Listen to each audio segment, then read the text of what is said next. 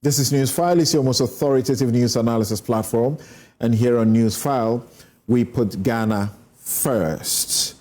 Thank you very much, Doc. Doc tells me that President Mahama has 1,461 days to serve as president between 2025 and 2029.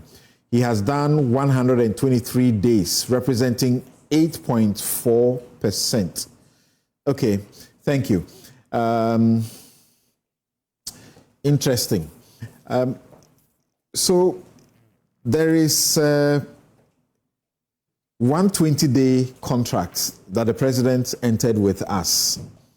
In the 120-day contract, we can put the asset issue, we can put the code of conduct issue, and many people see the code of conduct as new. This is not new, really. Are you not aware that in previous Mahama regime, this code, I have not done the, as it were, clause-by-clause analysis, but it's like, it's the old one. You just picked it back and give it a new name that you've dusted and done.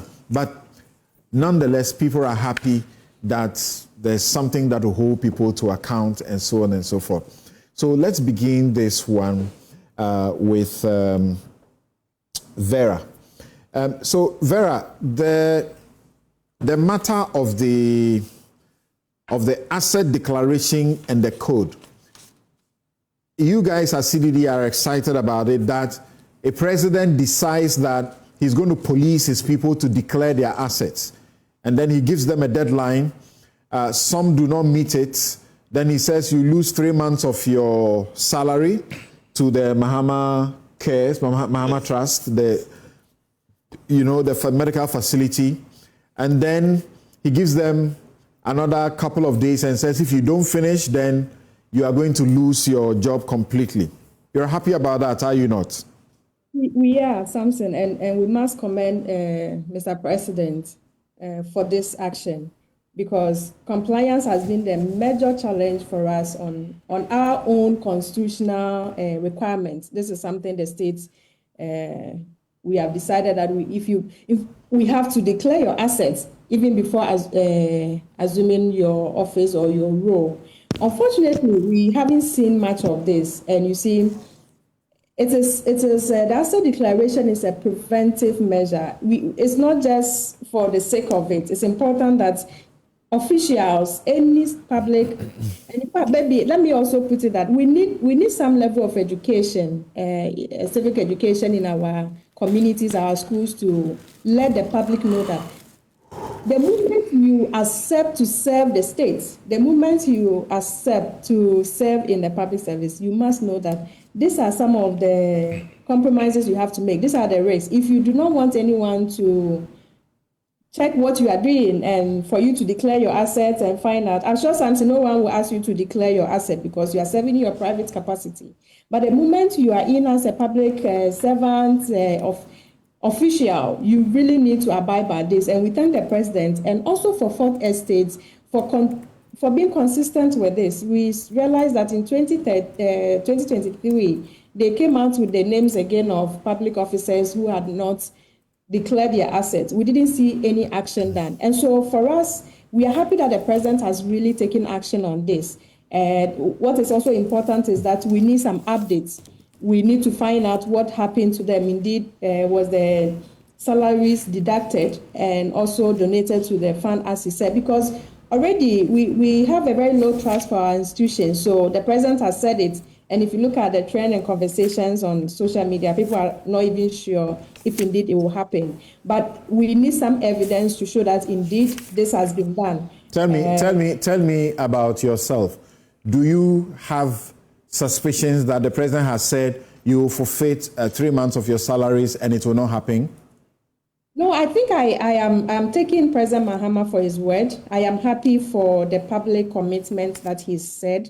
And this is important for us. We just need to make sure, you see, it's not just about just believing. We know that consistently the trust in our institutions keep declining. And so it's also for his office, for the states to ensure that this is what happened and actions that we have taken. It's important for good governance. Transparency is important in the process in all the things that we do. So we don't just say it. There are sanctions, and we are happy. In fact, we are happy with the sanctions that is happening, and he gave them up to 7 also. And so we will be happy that there will be a follow-up, and not just from the presidency, but even from the Auditor General as well, to give us an update, maybe a continuous update, not just also with the political appointees. The political appointees, President Mahama is taking responsibility, but it goes beyond just the appointees. There are a number of them that are listed that are also expected to declare their assets. There are a number of them who have exited government that are also expected to declare their assets, in fact, in the previous administration, and that is something that we need to also follow up with and not just end it here. So it's a very broad conversation that we really need to look into. Recommend President Mahama, but we also, transparency is really important in the things that we do. So we'll be happy to hear from him the actions taken, some evidence of it. It's not just about me. I think it's for the larger Ghanaian public to appreciate that this is happening, and for the officers themselves, President Mahama's appointees themselves, to see that yes, President Mahama is indeed up for action, and so they don't also disrespect him. I think it was also disrespectful. But we have heard comments from the anti-corruption, coalition or members like you that the sanction was not enough, that he should have caused them to lose their office immediately for not listening to or complying with his orders. Yes, so we could have done better, but in fact, we'll take this punishment. For, like I said, Fourth Estate did something 2023, we didn't see any action. And so for us, this is okay, we'll take this, and that is why we want to see some evidence of action being taken, that indeed this was being done. And that is why we keep pushing that the Kobo bill needs to be passed, so that we are very aware of the structures. But again, it's not just the bill. You see, officers must know that morally, ethics is important. And if you want to do this job, if you want to serve the state, your conscience must be right. You have been given a responsibility. The president has given you a timeline, and then you disrespect the president, you disrespect the public, you disrespect the constitution. I think we need to set some examples here as leaders. I was trying to go through the list to see if the young appointees are also victim of that, because we are happy of some of the appointees, some young people in there. So it's unfortunate that it has to get to this level. But again, Samson, it tells us that for us to have good governance, it will not just happen. We have to police it. We have to monitor. We have to track it. And so that's what Fourth Estate is doing. And a response, I think this is the first time we have really seen some political will and support in this, to ensure that compliance and also sanctions, because we have not been able to enforce it. We've also not seen any sanction. Nothing is being done to officers, and so they go scot-free. We want to see some evidence, and we must commend President Mahama. But again, Auditor General needs to also look at this action from the president to give us updates, maybe some regular updates, and not just wait for Fourth Estate to do this, to tell us how many of the officers or appointees who left government have come back to also declare their asset at the end of their term, and also all the other officers in the public service that the Act list there, that if your income is equivalent to director general, director, you have to also declare. I think there's a tall list of officers that needs to also declare. So the government appointees, very important action from the presidency. Okay. But we need some updates also from Auditor General on this. And I have said that 3 months salary is actually 4 months salary that is forfeited to the Ghana Medical Trust. And then there will be automatic dismissal if the assets are not declared subsequently, as the president has sought to ask for. I want to quickly do a quick one with this so that we have time. Otherwise, we'll not be able to deal with the matters that we have to do with. Professor Kwete, this particular issue, some within your friends, within the anti-corruption CSOs, have said he should have just sacked them for their failure to meet his 31st March deadline. First of all, I think we should commend the position he took and enforcing that, because for the 32 years we've been in the Fourth Republic. We hear about Assets Declaration. Nothing happens. In fact, on one occasion when we were talking to civil society groups had met former President Akufo-Addo and talking about this corruption and anti-corruption measures. And somewhere along the line, it came up that he's trying to enforce this, but people are also attributing their non-compliance to cultural things. People were afraid that if they declare their assets in an extended family and inheritance, where it is nephews and nieces who inherit and so on, they could lose their lives. I mean, that kind of thing. But so now the declaration is not public. Yes, it was. So what's the fear? But at that time, that's what the reasons they were given. And there were no mechanisms in place. So there was impunity. I think what President Mahama has done that needs to be commended is that the impunity time is over. Okay, you have to declare, there is time. He set the example. It was the first time we're seeing President, signing and giving his forms away, which then triggered that everybody's obliged to comply. That compliance, the moral suasion is important, but it turns out it's not enough. And so he's found other means of, I think you go gradually. If it's a draconian measure, it also calls for a lot of investment in compliance, arresting people, doing this and so on. So it's the first stage, I think. I think the compliance would follow because this is the first time that you're losing money and you're going to be fired and probably prosecuted. All these things have now been laid out, educating people on this, but also getting the public involved. But the legal question has come up. Yes. The Constitution says you declare before assuming office. Yes. And every 4 years. Yes. These people did not default as far as the enabling law is concerned, because the enabling law gives you a grace period of 6 months. So why should the president be sanctioning them when they have not breached the enabling law, which says you have within 6 months to declare? But if in 32 years this hasn't been, nothing happened to anybody, and he's now finding ways of getting people to act within the 6 months, and he says, I'm going to fire. I'll fire you in any case. Fire me even when it's not the 6 month, which the law's parameter is 6 months. Yes, but why would you wait till 6 months? I think that's why I said he's found a different way. But how can you sanction me outside of the law? That's the question. I think sanctioning people outside of the law probably would be a matter after the 6 months. He has. But he's done it. They are losing 4 months' salary when it's not 6 months. And then he's also said he'll sack them if you do not comply with that. I think we should look at things. You sack them if you do not comply by end April, right? Yes. That's what the last thing he gave them, right? Yes. And by that time too. You see, the moral suasion thing is also important. How many, assuming you sacked all of them, half of it, it's going to take you time to bring in new ministers, isn't it? And you have to go through all the processes again, the vetting and so on and so forth. But I think it's subtle. The way he started is gaining some results. But we would be happy to see him follow it further by saying those who haven't complied, you are out and maybe there's prosecution. Something of the sort. There were just a handful.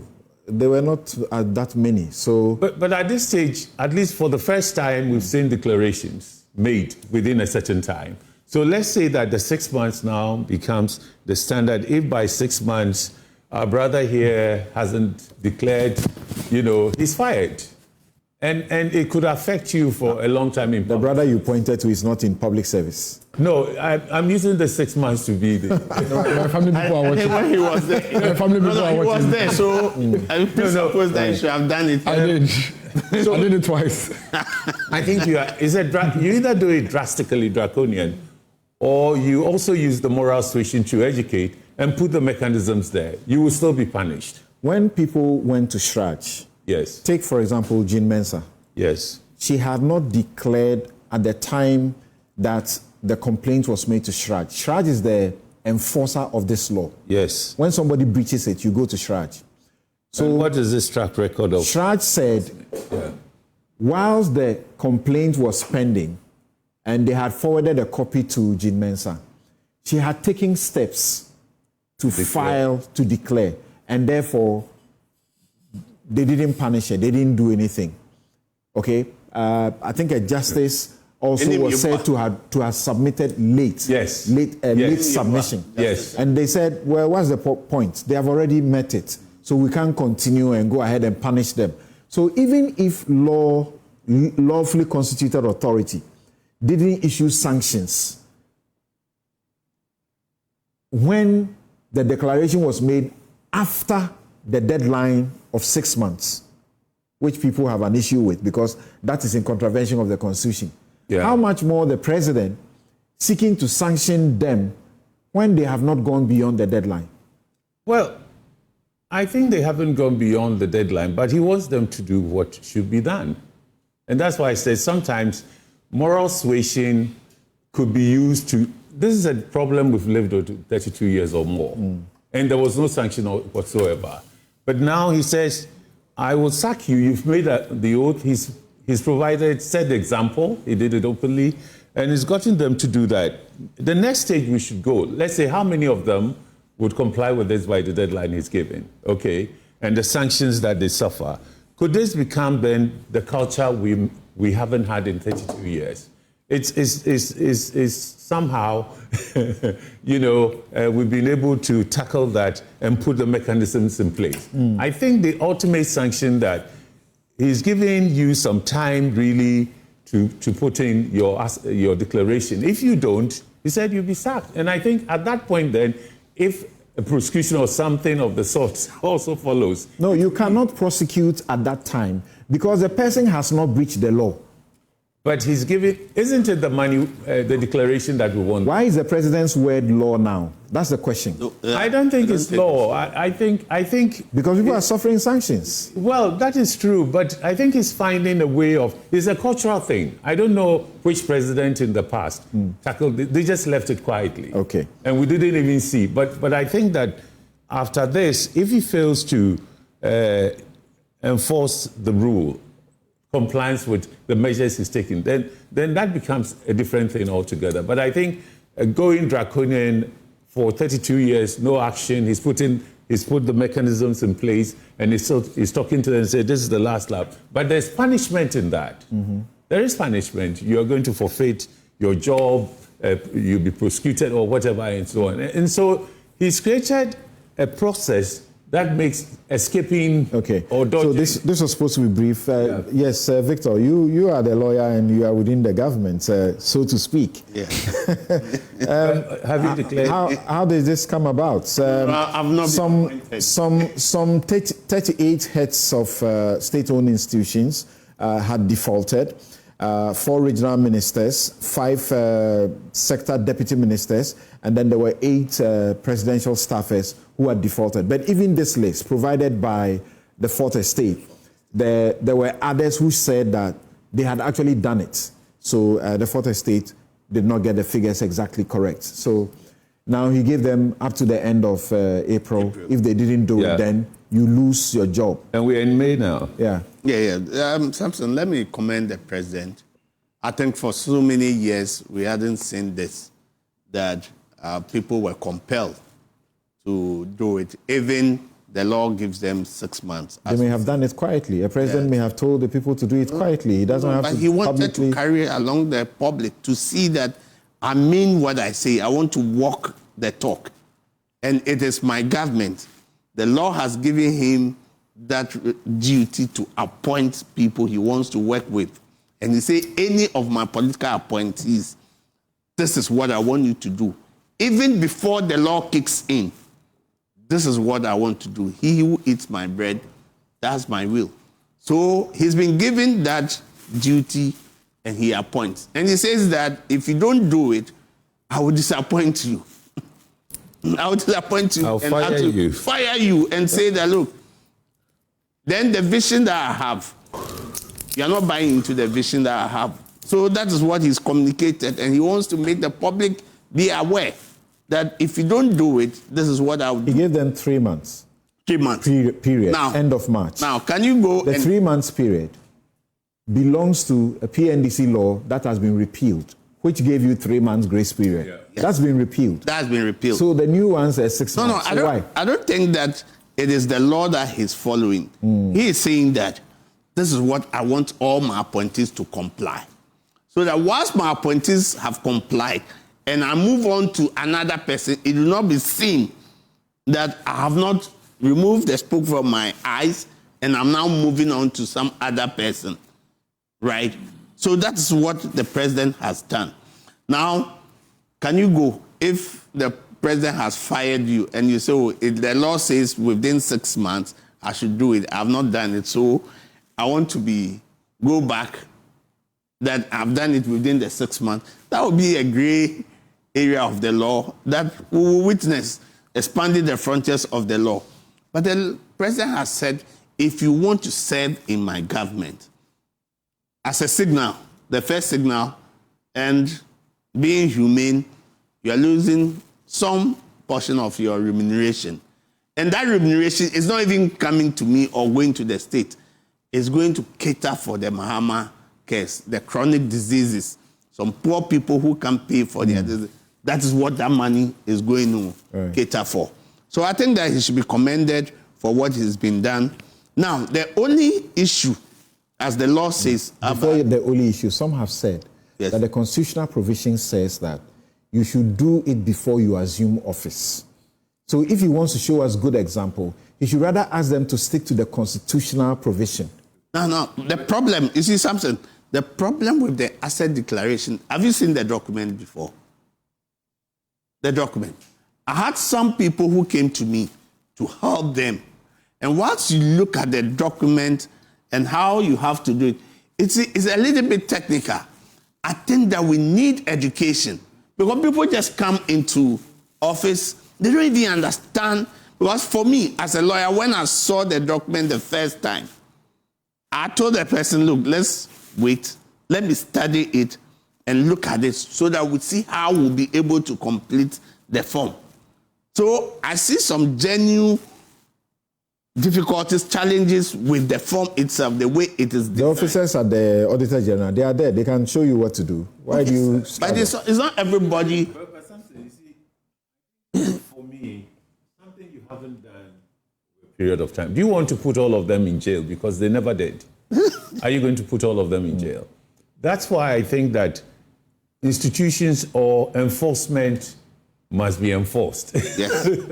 But the first stage of getting people to get used to doing this, and all the story about if my family gets to know what I have, all those cultural reasons they used to escape complying with this. He's closed those doors. I think we must now look at the next door, which is that you would go to court and so on and so forth. But for now, is it getting results? Has his ministers complied or other public services? If it's improving the compliance, I think we're just testing it, but it doesn't take out the ultimate that will be prosecuted. Yeah.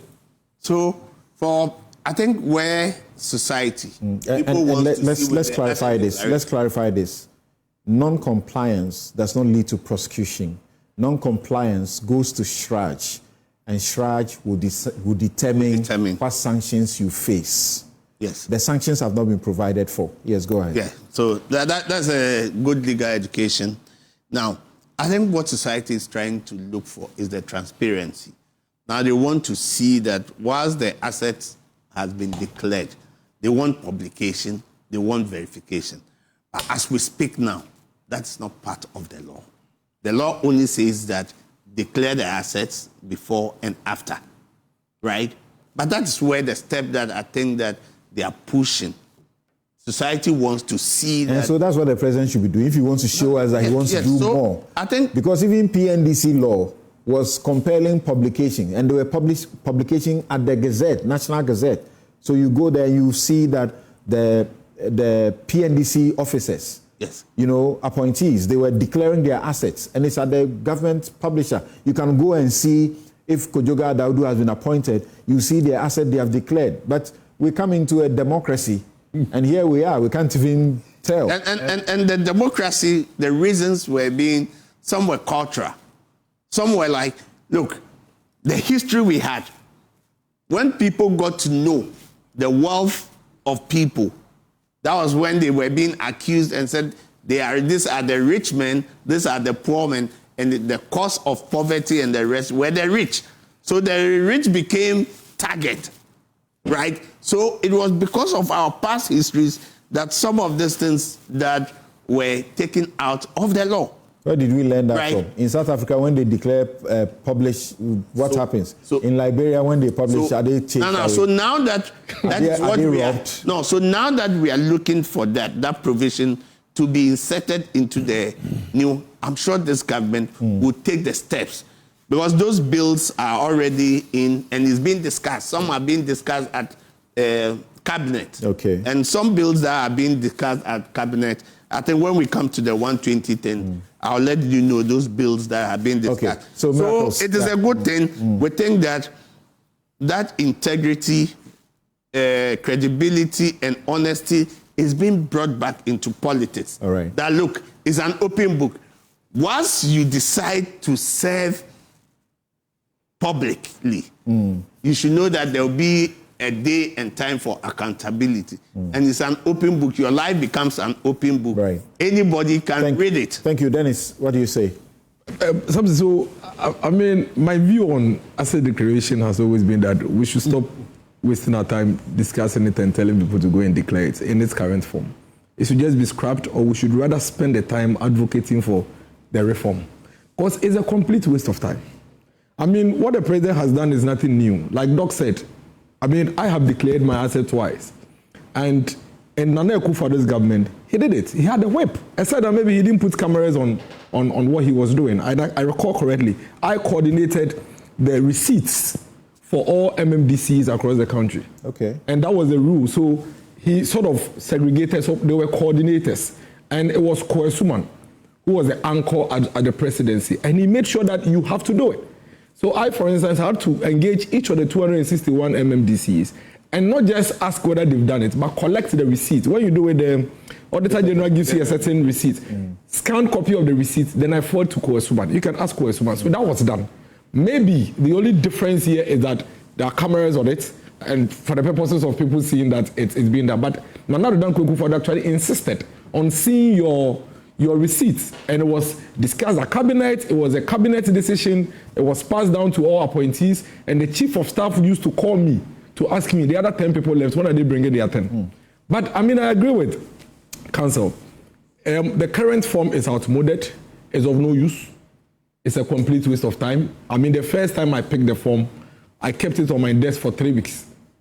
Because you see, there are several challenges in there. Within time. Did you do it within time? Oh, yes, I did it within time. We could have reported. But I did it in about 3 weeks. And even that, I can tell you, it's either you are under declaring or you over declaring. Because you see, in Ghana, quantifying the asset itself is a chore. And when you pick the form, the way and manner the form is, something, trust me, you will need a lot of thinking to be able to group your assets properly. So it should be simplified and organized on the form. It's a big form. It's not in this format. You have to fold it like 2-3 times before you can open. So when you take it, it's folded this way, before you can. And they've reduced the size. And the content in there, some of them I even think do not necessarily apply to our context. The kind of information that are being required and all of that. So I think it should be simplified. Secondly, I don't know why something that you ask me to do, I do it, I put it in an envelope, I take it to somebody who doesn't open it, drops it into a never opened box until some legal matter comes up. And you are putting a gun to my head. Like, it's a waste of my time. That's the verification and publication. Honestly speaking, because as I sit here, I've declared my asset twice. So what? Yeah. What I put in there, you don't know. So we have the Code of Conduct for Public Officers, which has suffered for decades. And as part of the IMF conditions, your government brought the new one to be passed. Why is it not passed? Yeah, so for me, that's why I'm saying that I want us to use the period to advocate for speed in passing that. Because honestly speaking, if it is all about completing a certain form and dropping it in a box, really, I don't think it's really serving the country any purpose at all. But within your time, as whips, You didn't exact any punishment if people did not meet the timelines you gave them? Oh, I mean, they were within our spaces. They were. So what would you suffer if you didn't meet? I mean, you see, the point is that it's like having a household, and giving rules to your children. The advocacy by Mr. President then was that it is mandatory, everybody should do it. As a matter of fact, from what I know, and at least the part I coordinated, they all complied because of the way he decentralized it. Because the chief of staff will call me and say, the MMDCs, can I get their report? Okay. You send it in Excel, and then you attach the photocopies of the receipt. I don't think really that is the issue. I think that the real issue is, what do we intend to achieve with asset declaration? Because at this point, if I declare it in January 2025, and I dispose of one of the assets I have declared in September 2025, how do I update it? Who is receiving that update? Interesting. Along the line, we take a break acquire here. Another asset. We take a break here. I'm very sorry. We take a break here. We'll return for our very final part of this discussion. We'll be right back.